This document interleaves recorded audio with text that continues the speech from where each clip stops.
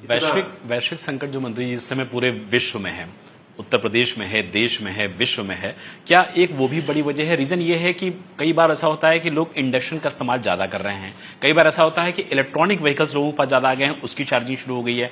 E rickshaw की charging तो लखनऊ और बाकी जहां पे हो ही रही है। क्या एक ये भी बड़ी वजह है मौजूदा संकट के चीजों को आगे बढ़ाने में? और क्या जो बिजली चोरी की घटनाएं हो रही हैं, मैं राजधानी लखनऊ की ही बात कर रहा हूं, राजधानी लखनऊ में ही बिजली चोरी की कई सारी घटनाएं आई और जब बिजली विभाग के कर्मचारी वहां जाते हैं तो उनके साथ मारपीट की जाती है। पिटाई हो रही है काफी। कल ही परसों हमारे एक जेई को बड़ी बुरी तरह से लखनऊ में पीटा गया है और बड़ी दुर्भाग्यपूर्ण इस तरह की गिरफ्तारी की है पुलिस ने। गिरफ्तार करना ही पड़ेगा क्योंकि जिस तरह से उसकी पिटाई हुई है उसकी जान जा सकती थी।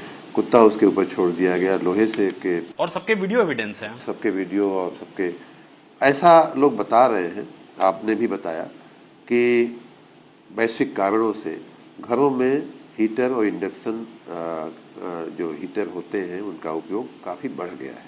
तो स्वाभाविक रूप से हमारी डिमांड बढ़ गई है। डिमांड बढ़ गई है वो तो फिर भी समझ में आता है, लेकिन जिन घरों में लोड सैंक्शन लोड बहुत कम था उन घरों में भी लोड बढ़ गया है। हमारे ट्रांसफार्मर्स की क्षमता जो सैंक्शन लोड है उसके हिसाब से होती है। तो जो वास्तविक लोड है और जो हमारा जो ट्रांसफार्मर जिस सैंक्शन लोड पे लगाया गया है 10 केवीए का है, 25 केवीए का है, 63 केवीए का है, 100 का है, लेकिन उसकी जगह 150, 200 उसका लोड चल रहा है।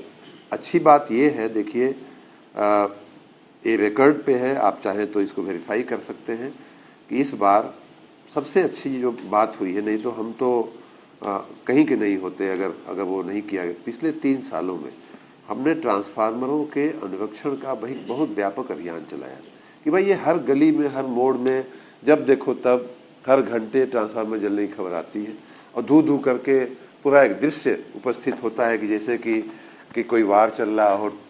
विजुअल है बड़ा खतरनाक, अजीब सा विजुअल आता है।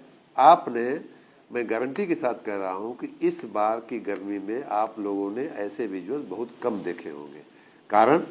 कारण ये है कि जो ट्रांसफार्मरों में तेल नहीं डाला जाता था वो हमने अनुरक्षण महीना चला करके उनकी अनुरक्षण मेंटेनेंस करवाया, तेल डालने से लेकर के अन्य तमाम जो तकनीकी उसका मेंटेनेंस होता है।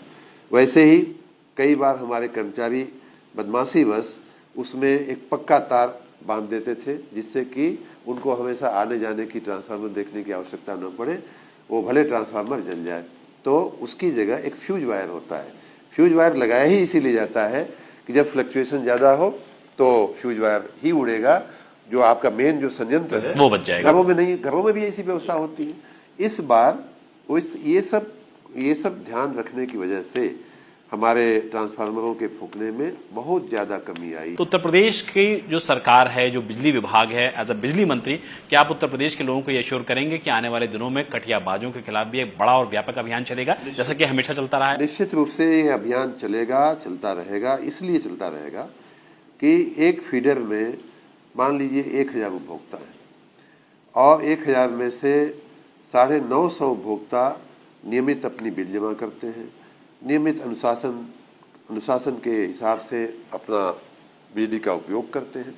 50 लोग ऐसे हैं कि जो उपभोक्ता भी नहीं है रिकॉर्ड पे, बिजली का बिल भी नहीं देते हैं और वो कटिया लगा करके चोरी करके कहीं ई व्हीकल की चार्जिंग की चोरी हो रही है, तो कहीं कोई अन्य उद्यम लगा करके चोरी हो रही है, कहीं मस्जिद में चोरी हो रही है, कहीं एक व्यक्ति स्वयं भी चोरी कर रहा है और 10 लोगों को बांट भी रहा है बिजली। तो ये तो निश्चित रूप से गलत है और हम लोगों ने इस पे कार्रवाई की है।